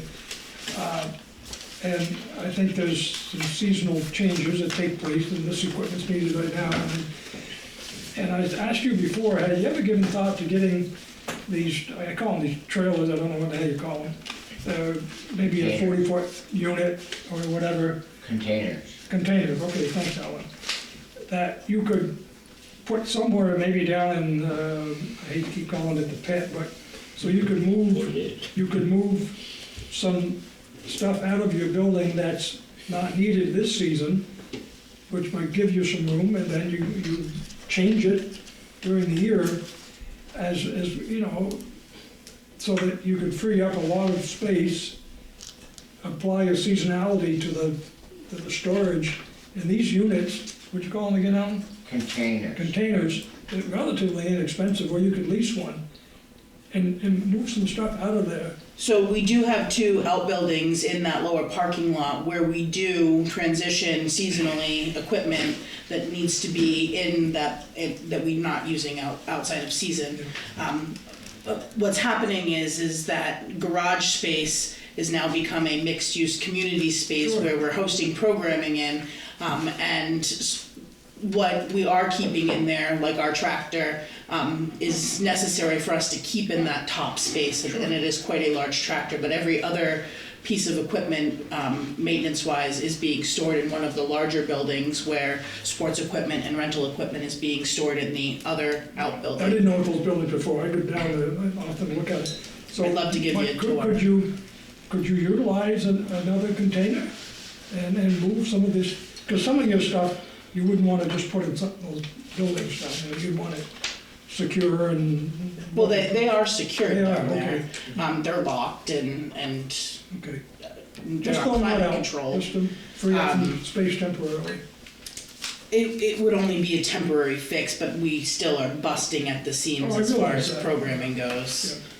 So, Are you looking potentially for up to that amount? Yeah, essentially, and, Just to allocate funds aside, I mean, that, well, I'd like to get some windows and some siding, so we can get those put in before summer, you know?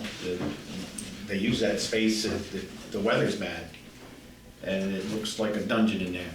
yeah, I've been in there quite often, and I can tell you now that it's definitely needing some improvements. Yeah. For sure. I know the kids that go in there and all the different activities they play, and then you gotta move a tractor out to put tables up, or you gotta, you know, vice versa, or you gotta work around stuff, and it's kind of a pain. So I would make a motion to put aside up to 20,000 for repairs, that's listed here. I'd like to see what 6 people could do on a Saturday putting sheetrock up, I would volunteer myself. you know? I mean, that's a community event that could change that place over the course of the summer, you know? Put something out on the social media. Yeah. Everybody reads that Yeah, before they eat breakfast, you know? yeah, and if we plan it, working with the rec and set up some dates, get the materials and get it done, I think we can do a lot for that place. And I just wanted to throw that out there tonight after looking at that and talking about the ARPA, so. I made a motion. We made a motion, do I hear a second? Second. Motion been made and second, any further discussion? Hearing none, all those in favor state aye. Aye. I'm gonna abstain. Ayes have it, thank you folks, I think that'll be a big improvement. Okay, letter to V-Trans regarding our relative to Shoalin Road. That's part of the packet, Yeah. pretty straightforward, I think it addresses everybody's concerns, but, now's the time to tell us if you want more added to it. I think it's part of everything that we discussed.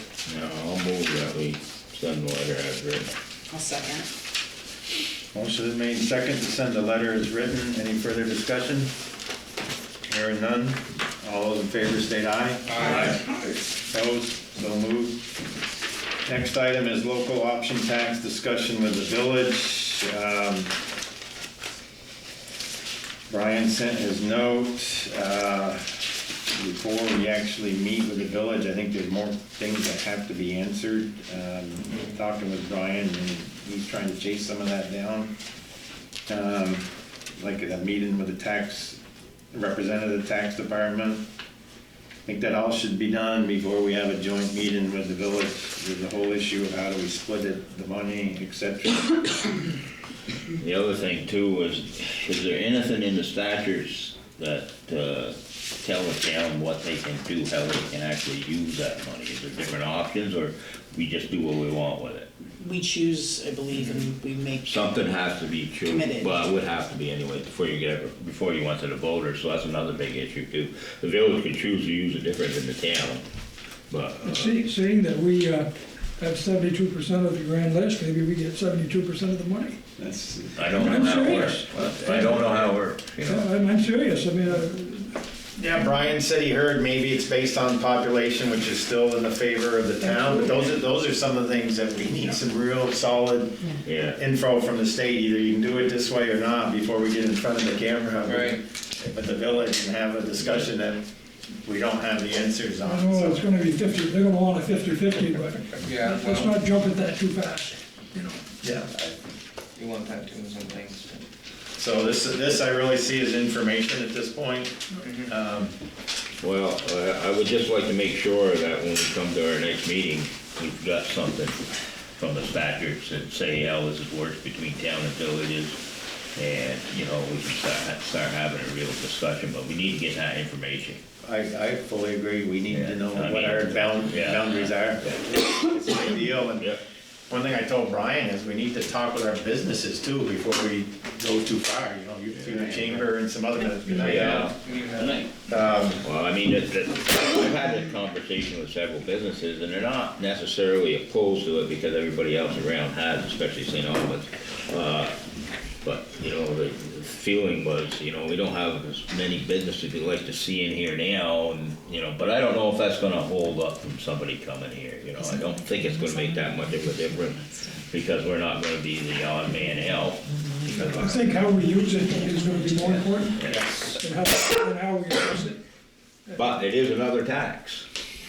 Oh, yeah, and right now, that's, But everybody pays this one. Yeah, yeah. Nobody gets Yeah. exempt or subsidized. And I'm gonna bring up what I brought up last time.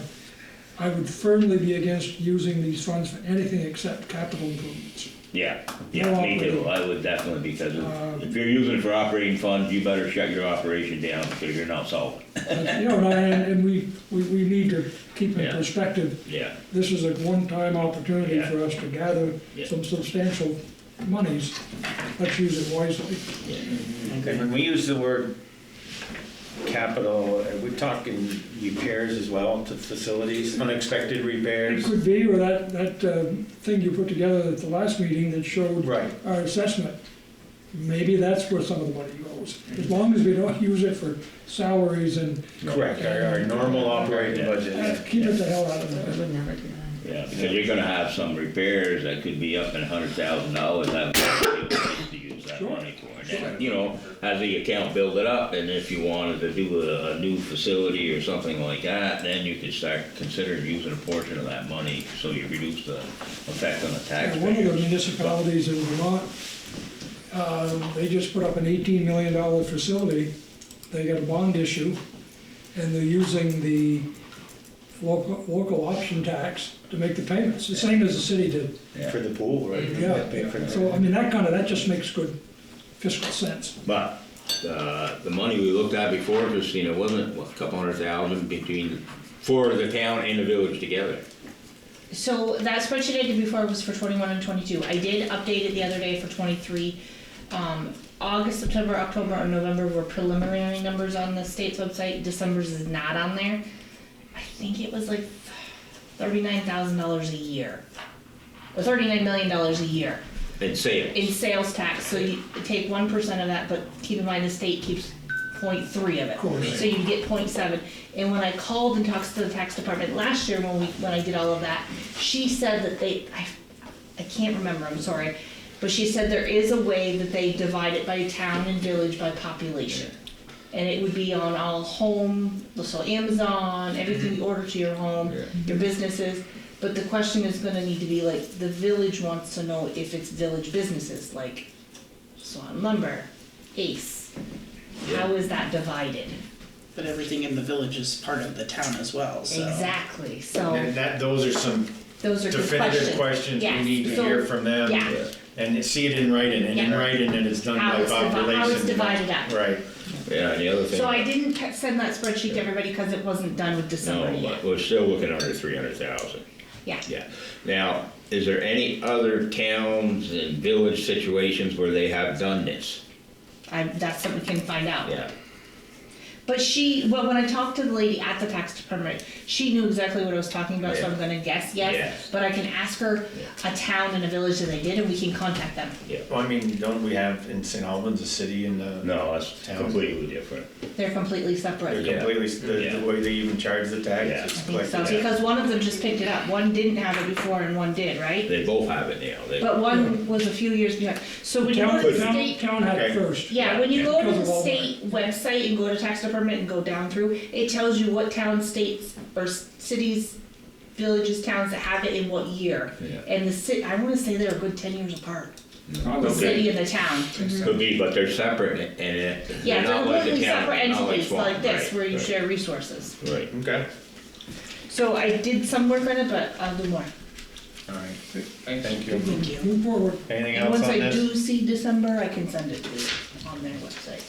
Okay, and then you'll speak with Brian when he Yeah, comes in. 'cause yeah. I know He he's had been already chasing a lot of it. He had but- already talked about it, and he had said that he was gonna set up a meeting and maybe we go to Montpelier and see about it and get the information and stuff, something. Okay. Yes, we've been working on it. I'd like to, because we got other things tonight, bring in the whole set of plans and everything on the LVRT next meeting, if that's okay with everybody.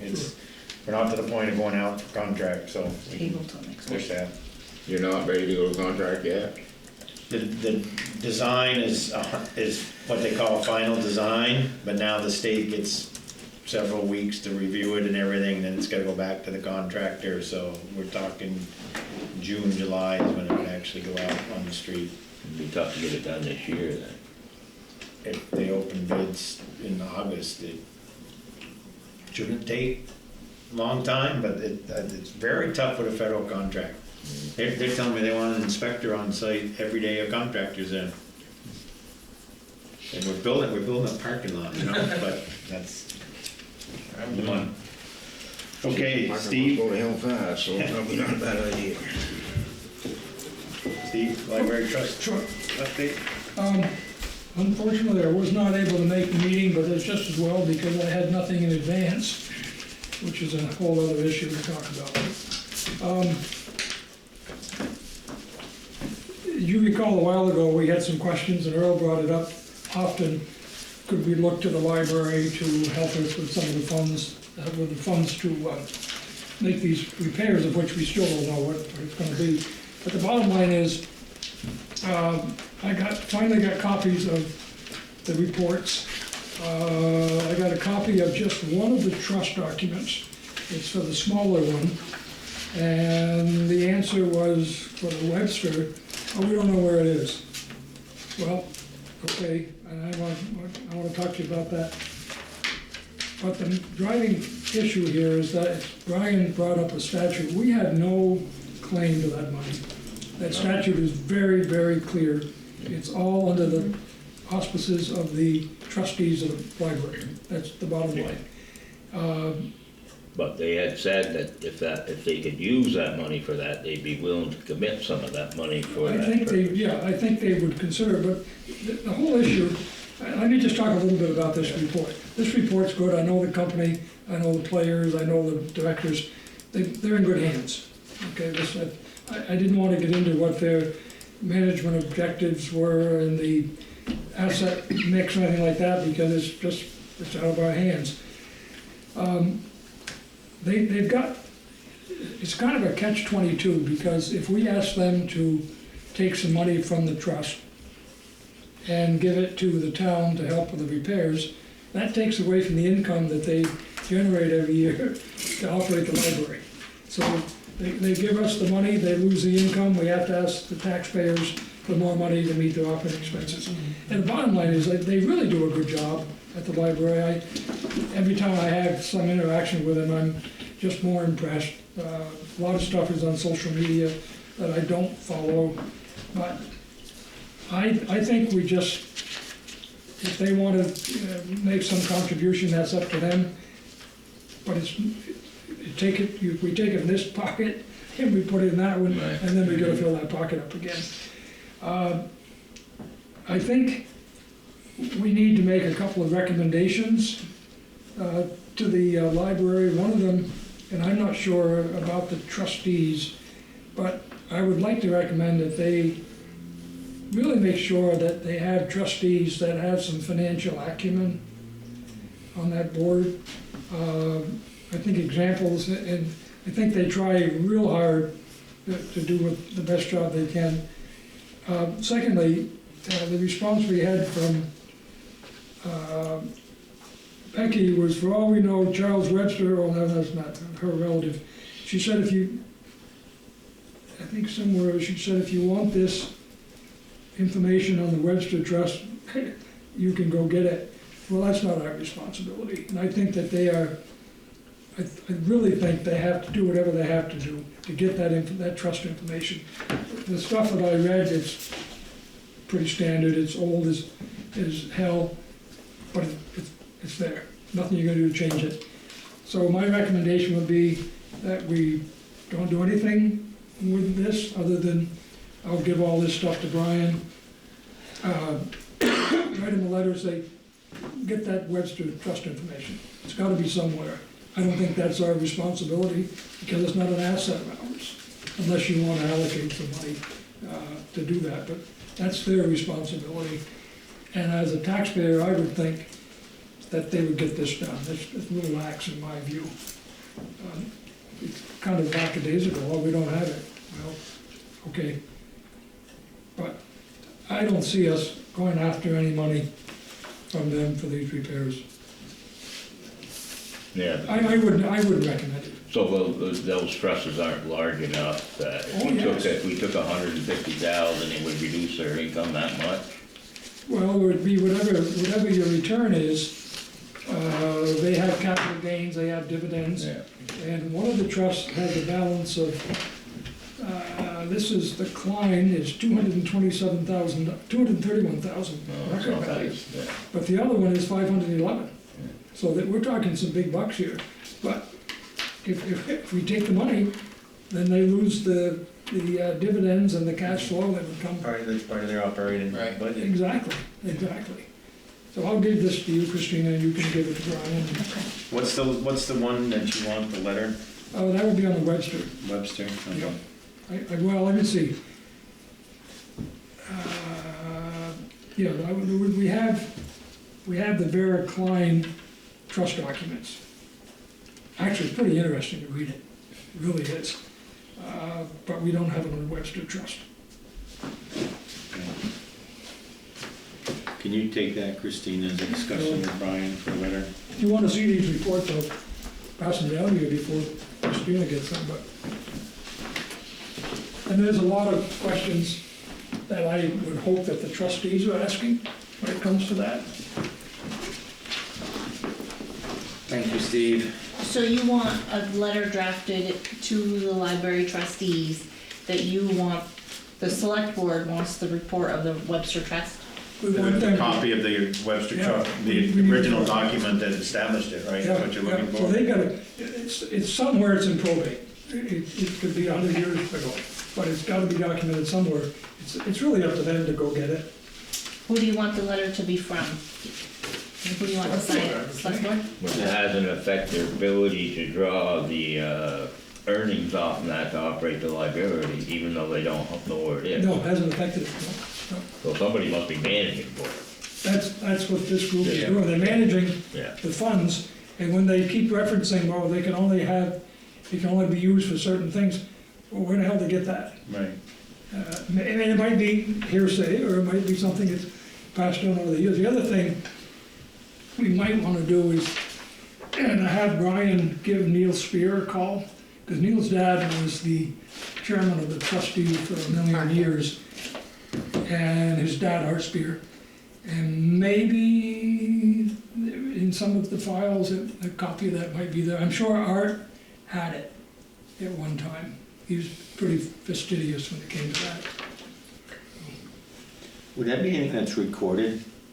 Something like that? Probably not. Or it would be recorded somewhere, sure. I It mean, could like be in if the- they chose to record it. It would be it would go through probate. But maybe it would be here, I'm not Okay, so sure. so maybe some Yeah. court documents, what you're saying, some, Yeah. okay. All right, anything else, folks, regarding library and the trust? Thank you, Steve. My pleasure. I added something here, because I think we should have the discussion now, maybe the next meeting. There's the response from That I Mrs. didn't Rock. add at the beginning under agenda review, but do we want to discuss April 8th from a highway employee perspective? I'm not sure we need to give the whole day off. I know the village is closed. Do we give half a day off? And they understand if we need them, we're gonna call them back, because we don't know what's gonna happen. I'm interested in what the board thinks. We call it a liberal leave day. If they wanna take leave, the village, I guess, is just giving them a free day off, but, don't know what the board wants to do. Is there gonna be a protocol though, Mr. Chair, if we gave them that time off, that there'd be someone we could contact in case of an emergency? That's Or somebody on on-call. standby? That's what I'd like to do. I'm thinking, even mid-morning, we let them go home at mid-morning before the traffic probably gets too crazy, and just say you're on call. Yeah. If something happens, we're gonna try to reach you, and it may be chaos getting to wherever we need you, but don't know. I'm curious what the board's thoughts are. Well, it's one of those once in a lifetime events, I don't think it's totally unreasonable. I'm sure there's gonna be a lot of people around here that are gonna be having a day off. And if the traffic does get that bad, then, they ain't gonna be able to do much anyways. Even Is it, you're gonna close your office too, or not? Yeah. Full day?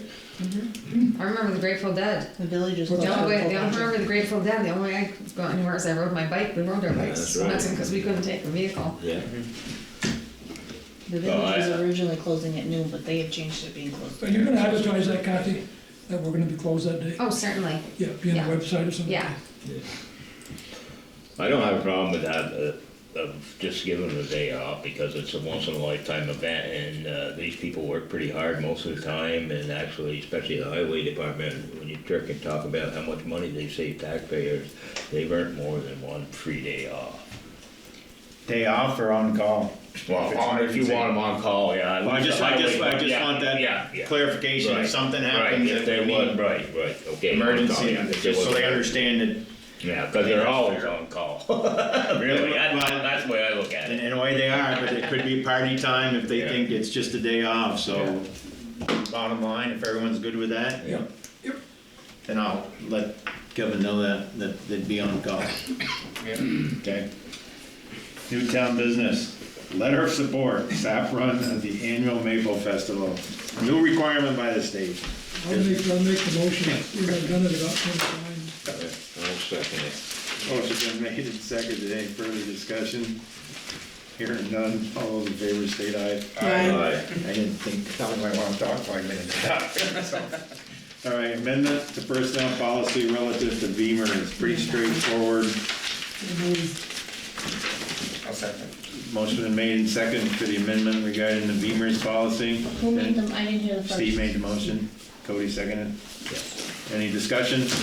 Hearing none, all in favor state aye. Aye. Opposed, so moved. Okay, community economic development, anybody have anything?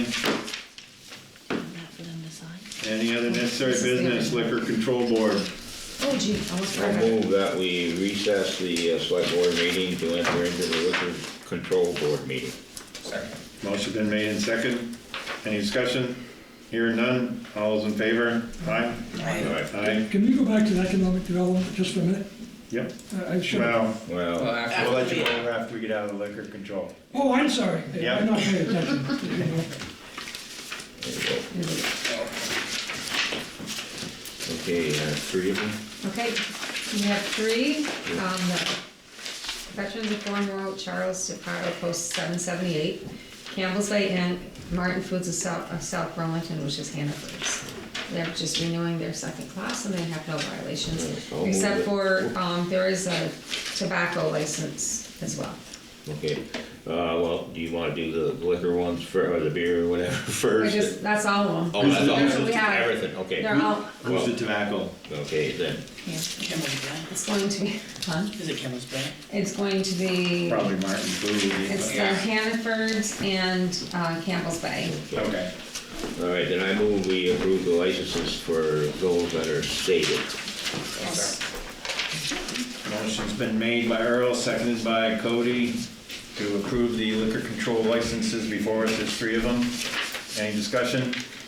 Hearing none, all those in favor state aye. Aye. Opposed, so moved. Okay, so I'll move that we exit the liquor control board part of the meeting and go back to our regular select board meeting. I'll second that. Motion's been made and second. Any other discussion? Hearing none, all in favor say aye. Aye. Opposed, so moved. Correspondence, do we have any? Okay. Public comment? We have one person still on the board, on the TV, Yes. okay? Steve, we'll let you go back to community and economic development. And this is something that we really, I don't wanna talk about names or anything right now, but 4 or 5 months ago, I had a call from a gentleman that is looking for a place to spot a facility. Quite a few years ago, down on Jonigan Drive, there was a 14-acre parcel that was targeted for use in the industrial park. And the state, in their infinite wisdom, classified it as wetlands. We have been working with Franklin County Industrial Development Corp. They've got the state involved and they're gonna foot the bill for some engineering costs. we may be able to get some of that land switched back into usable land. It's nothing to do with us, and I do want to trace the ownership, because I was on the board when all that happened. I thought that land was owned by Swanton. It's owned by the Franklin County Industrial Development Corp. But the bottom line is, we may be able to convert 4 to 5 acres of that back into industrial space. Yep, agree. I think it's probably gonna happen. We may have to mitigate some land, and we've identified some land that this person that's interested in it would offer for land mitigation. I think it's a positive move for us, and it might free up a couple of acres for commercial development.